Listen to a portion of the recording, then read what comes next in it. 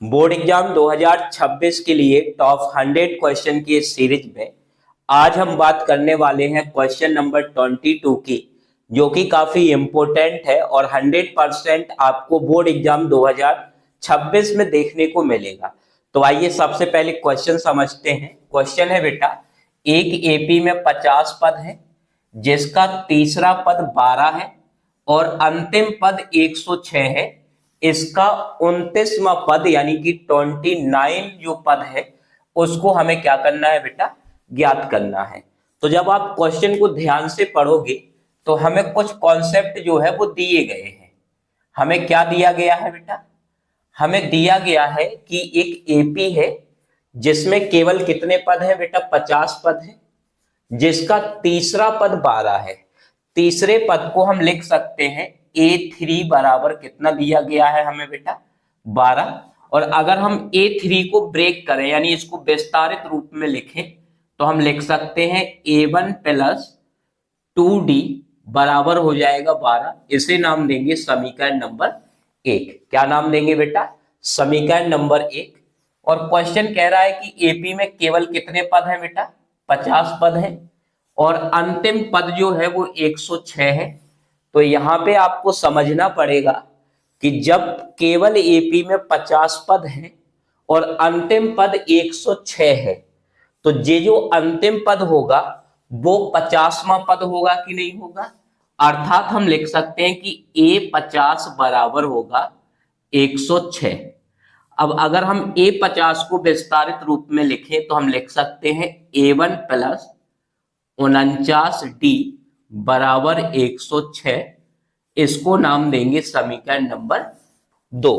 क्या नाम देंगे बेटा, समीकरण नंबर 2।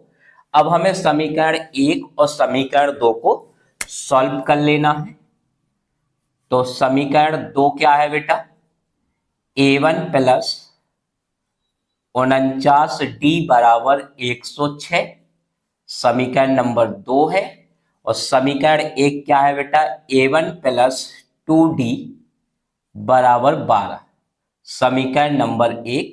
और समीकरण 2 में से समीकरण 1 को हम क्या करेंगे बेटा, यहाँ पे घटा देंगे। जब घटाएंगे तो नीचे के समीकरण के चिन्ह जो है वो बदल जाएंगे। A1 प्लस का है माइनस का हो गया, 2D प्लस का है ये भी माइनस का हो गया, 12 प्लस का है ये भी माइनस का हो गया। अब यहाँ पे आप देखोगे कि A1 से A1 कैंसल हो गया, 49D में से 2D को हम माइनस करेंगे तो यहाँ पे आ जाएगा बेटा 47D बराबर 106 में से 12 को घटाएंगे तो यहाँ पे आ जाएगा हमारा 4 और ये बचेगा 9, यानी कि कितना हो गया हमारा 94। तो D बराबर हो जाएगा 94 बटे 47। 47 से काट देंगे तो D बराबर आ जाएगा बेटा कितना, 2। D बराबर कितना आ जाएगा, 2 आ जाएगा। अब हमें क्या करना है, अब हमें इस D का मान समीकरण 1 में रखना है। तो हम लिखेंगे D का मान समीकरण 1 में रखने पर, समीकरण 1 में रखने पर आप देख सकते हैं बेटा समीकरण 1 क्या है, A1 प्लस 2D बराबर 12। तो यहाँ पे हम लिख लेंगे A1 प्लस 2D बराबर 12। अब हम यहाँ पे मान रख देंगे D का। तो D का मान रखेंगे तो हमें क्या मिलेगा, A1 का A1 रहेगा बेटा प्लस 2 इंटू D का मान हमने कितना निकाला है 2, तो D की जगह पे कितना रख देंगे 2 बराबर 12। सॉल्व करेंगे तो A1 प्लस 2 दूनी हो गया 4 बराबर 12, 4 का पक्षांतर कर देंगे तो A1 बराबर 12 माइनस कितना हो जाएगा 4, तो A1 बराबर आ गया 8। अब हमारे पास बेटा A1 की भी वैल्यू है, हमारे पास D की वैल्यू है। अब हमें यहाँ पे निकालना है 29वां पद। कौन सा पद निकालना है, 29वां पद।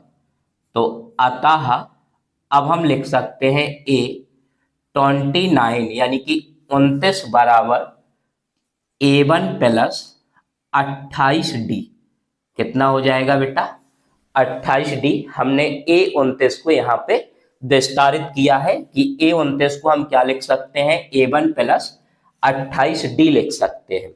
तो यहाँ तक का आपका क्लियर होगा। अब यहाँ पे बेटा A की जो वैल्यू है वो हमने कितनी निकाली है, 8 प्लस 28 गुणे, और D की वैल्यू कितनी है बेटा, 2। तो 8 28 का गुणा करेंगे तो 28 दूनी कितना होता है बेटा, 56, और 56 और 8 को हम यहाँ पे जोड़ देंगे तो कितना आ जाएगा बेटा, 64। तो A29 जो है वो हमारा कितना आ गया, 64। अतः 29वां पद 64 होगा। कितना होगा बेटा, 64 होगा। इस प्रकार से आपको क्वेश्चन को सॉल्व करना है, जो कि सबसे बेहतरीन है। और ये सब क्वेश्चन जो है वो 2 मार्कर क्वेश्चन है, और 100% इस प्रकार के क्वेश्चन या इससे थोड़ा इधर उधर वाले जो क्वेश्चन है वो आपको देखने को जरूर मिलेंगे। धन्यवाद।